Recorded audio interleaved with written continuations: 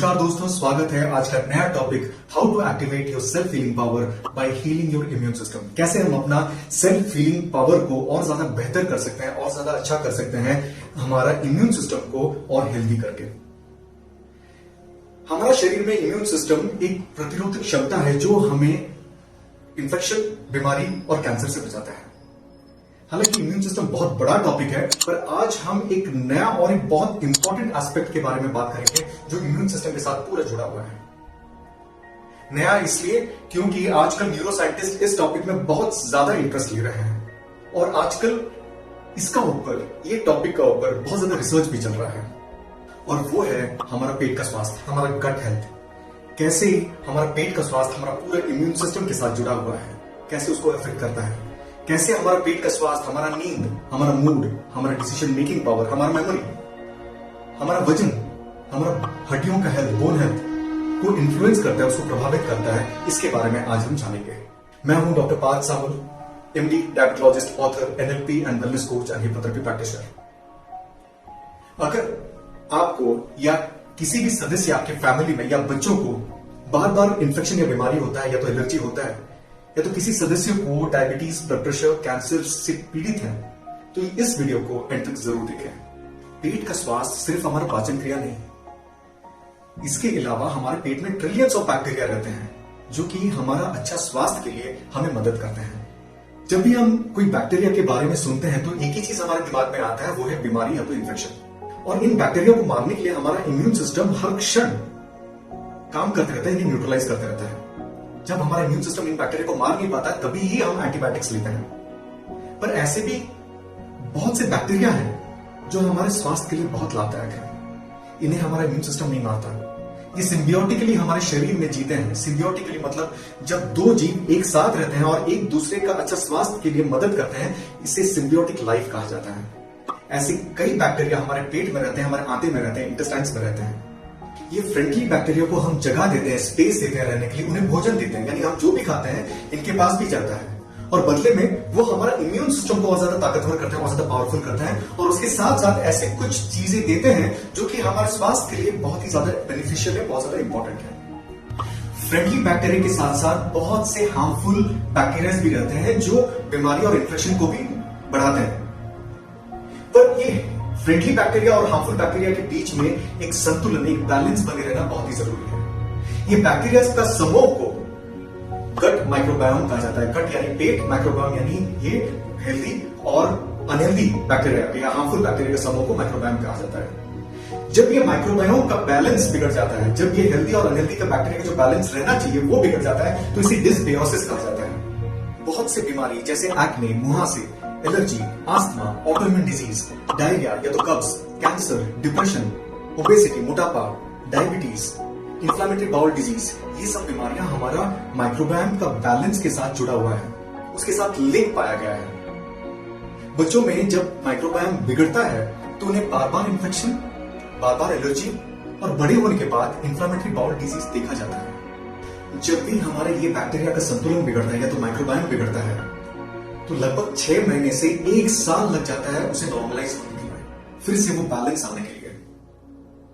तो अब तक ये बात समझ में आ गया है कि जब हमारा पेट का माइक्रोबायोम, हमारा पेट में बैक्टीरिया का संतुलन बिगड़ता है तो हमारे शरीर में बीमारी बढ़ता है। हमारे पेट में लगभग 10,000 प्रकार के, अलग अलग प्रकार के बैक्टीरिया रहते हैं। अगर नंबर्स में देखा जाए तो ये 40 से 50 ट्रिलियन होते हैं, और वजन किया जाए तो ये 1 से 2 किलो होते हैं। ये अपने आप में ही एक ऑर्गेनिक अंग है, हमारा शरीर का एक अंग है जो कि अपना इम्यून सिस्टम को हेल्दी रखता है और ज्यादा पावरफुल करता है। बच्चों में ये बैक्टीरिया का वैरायटी कम रहता है, पर उम्र के साथ साथ जब हमारा खानपान डाइवर्सिफाई होता है, खानपान और ज्यादा वैरायटी होता है, तो ये बैक्टीरिया भी डाइवर्सिफाइड हो जाते हैं। ये बैक्टीरिया भी अलग अलग किस्म के बैक्टीरिया आकर हमारे पेट में रहते हैं।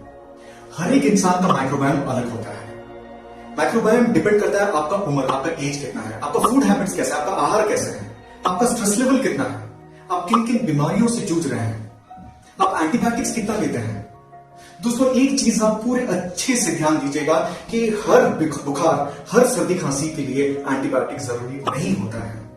जब भी आप एंटीबायोटिक खाते हैं वो सिर्फ हार्मफुल बैक्टीरिया को नहीं मारता है, वो उसके साथ साथ वो हमारा फ्रेंडली बैक्टीरिया को मार देता है, जिसकी वजह से डिस्बियोसिस होता है, एक माहौल जो बैलेंस होना चाहिए वो बिगड़ जाता है। और इसी के लिए बहुत से पेशेंट्स, बहुत लोगों को एंटीबायोटिक लेने के बाद इंडाइजेशन प्रॉब्लम, भूख नहीं लगना, पतला दस्त, इस टाइप का चीज महसूस करते हैं। सो अपना पेट का माइक्रोबायोम को बचा कर रखें। एंटीबायोटिक्स लेना है तो एक डॉक्टर के साथ सलाह करके ही लीजिएगा। अभी देखते हैं हमारे ये फ्रेंडली बैक्टीरिया हमें कैसे हेल्प करते हैं, हमें कैसे मदद करते हैं।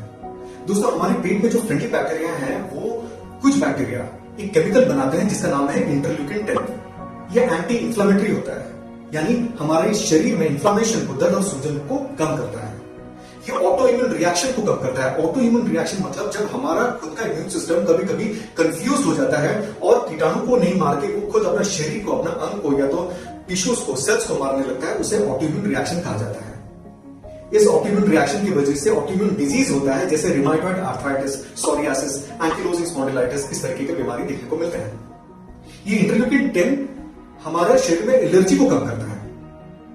और ऐसे भी कुछ फ्रेंडली बैक्टीरिया हैं जो ऐसी कुछ इम्यून सेल्स को एक्टिवेट करते हैं जो हमारे शरीर में इंफ्लेमेशन को बढ़ाता है जहां पर जरूरी है।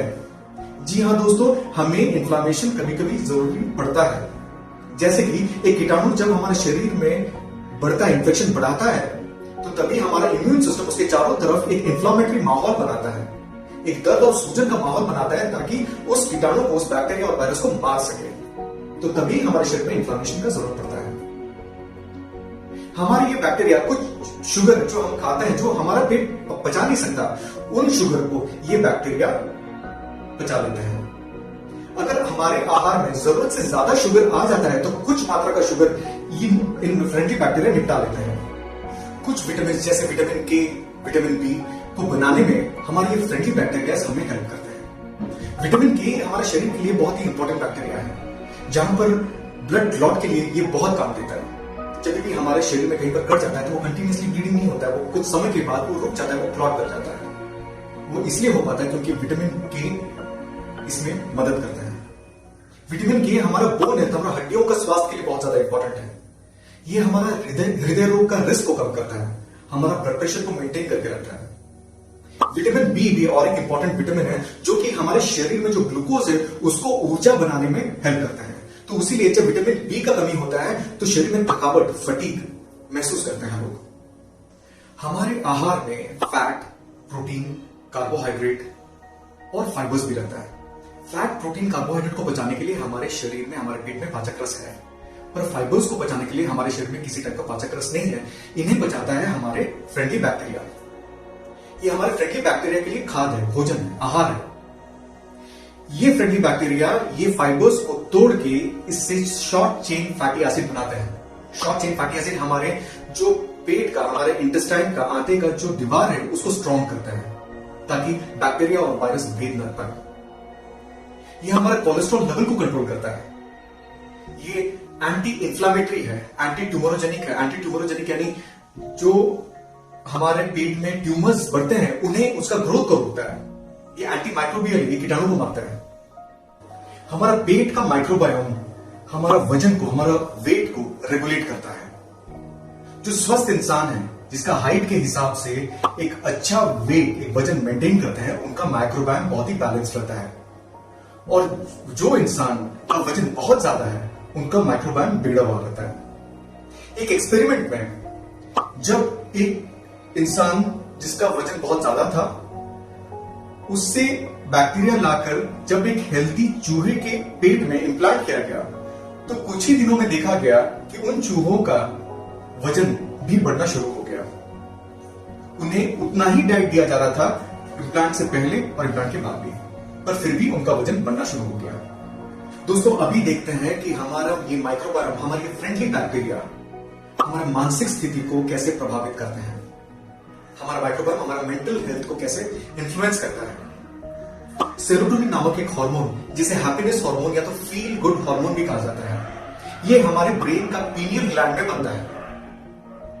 पर 95% ये हार्मोन हमारे फ्रेंडली बैक्टीरिया बनाते हैं हमारे आंते में। ये फील गुड हार्मोन हमारा नींद, हमारा पाचन क्रिया, हमारा इम्यून सिस्टम, हमारा बोन हेल्थ, इन सब को ये और ज्यादा बेहतर करता है, हमारा मूड एलिवेट करता है। जब हम बहुत ज्यादा खुश होते हैं तो हमारे शरीर में सेरोटोनिन लेवल बहुत हाई रहता है। हार्मोन के साथ साथ ये एक केमिकल मैसेंजर भी है।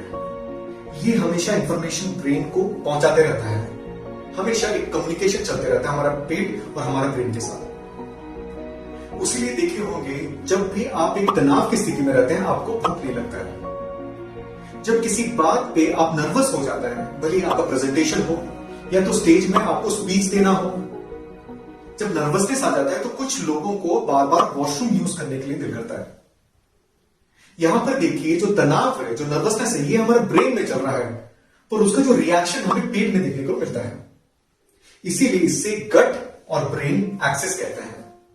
कुछ साल पहले एक एक्सपेरिमेंट किया गया था। इसमें देखा गया जब एक इंसान जो डिप्रेशन का शिकार है, उसके पेट से बैक्टीरिया लाकर जब एक हेल्दी चूहा के पेट में इंप्लांट किया गया तो कुछ ही दिनों के अंदर उस चूहे में एंजाइटी जैसे हरकत देखने को मिला। हमारा पेट का माइक्रोबायोम एक बगीचे की तरह है और हम उस बगीचे का माली हैं। जिस तरीके से उस बगीचे को सुंदर रखने के लिए और उस बगीचे में पौधे स्वस्थ रहे, उसका रिस्पॉन्सिबिलिटी एक माली के ऊपर निर्भर करता है। उसी तरीके से हमारा पेट का माइक्रोबायोम का जो हेल्थ है, जो बैलेंस है, वो हमारे ऊपर निर्भर करता है। दोस्तों, हमारा फ्रेंडली बैक्टीरिया का आहार अलग अलग होता है। कुछ बैक्टीरिया को फाइबर्स और ग्रीन लीफी वेजिटेबल्स ज्यादा पसंद है, तो कुछ को शुगर और स्टार्च ज्यादा पसंद है, और कुछ बैक्टीरिया को तला हुआ फास्ट फूड और जंक फूड टाइप का भोजन ज्यादा पसंद है।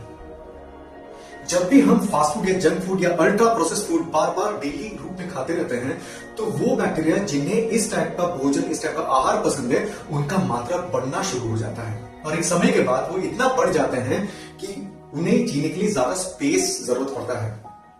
तो वे जो हेल्दी बैक्टीरिया, जो फ्रेंडली बैक्टीरिया जिन्हें हेल्दी फूड पसंद है, उनका भी जगह ये ले लेता है।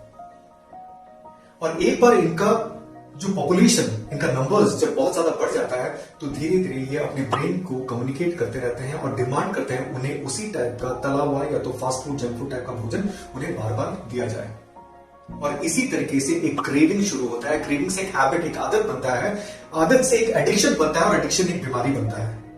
जब ऐसी टाइप का बैक्टीरिया का मात्रा बढ़ जाता है जिसे अनहेल्दी फूड ज्यादा पसंद है, तो धीरे धीरे हमारा इम्यून सिस्टम कमजोर पड़ जाता है, क्योंकि ये जो अल्ट्रा प्रोसेस्ड फूड है, फास्ट फूड है, जंक फूड में इसमें फाइबर्स नहीं रहता है, इसमें न्यूट्रिशन नहीं रहता है, ना के बराबर रहता है, इसमें विटामिन, मिनरल्स, माइक्रो न्यूट्रिएंट्स ना के बराबर है। तो इसी तरीके का बैक्टीरिया जो इस टाइप का फूड ज्यादा पसंद करते हैं वो हमें ज्यादा हेल्प भी नहीं करते हैं, सिर्फ स्पेस ले जाता है। और इसी की वजह से मोटापा, high blood pressure, diabetes, cancer जैसे बीमारी हमें देखने को मिलता है। हमारा माइक्रोबायोम, हमारा फ्रेंडली बैक्टीरिया और हमारा इम्यून सिस्टम का रिश्ता बहुत ही इंपॉर्टेंट है हमारा अच्छे स्वास्थ्य के लिए। इसका स्वास्थ्य आप ही का रिस्पॉन्सिबिलिटी है। आपके ऊपर निर्भर करता है कि इस माइक्रोबायोम को आप कितना हेल्दी रख सकते हैं, कितना बैलेंस्ड रख सकते हैं। आज के लिए इतना। नेक्स्ट टॉपिक में हम बात करेंगे कि किन किन चीजों से हमारा माइक्रोबायोम बिगड़ता है और उस वजह से हमारे इम्यून सिस्टम भी बिगड़ जाता है। हम बात करेंगे कि किस तरीके से हम अपना माइक्रोबायोम को वापस ठीक कर सकते हैं। आपको ये टॉपिक कैसे लगा? क्या मैं आपको अच्छे से समझा पाया? कमेंट करके जरूर बताएं। लाइक, शेयर, सब्सक्राइब जरूर करें। मेरी ये कोशिश to create a healthy society को सपोर्ट जरूर करें। Stay healthy till then. This is doctor Parth signing off. Thank you.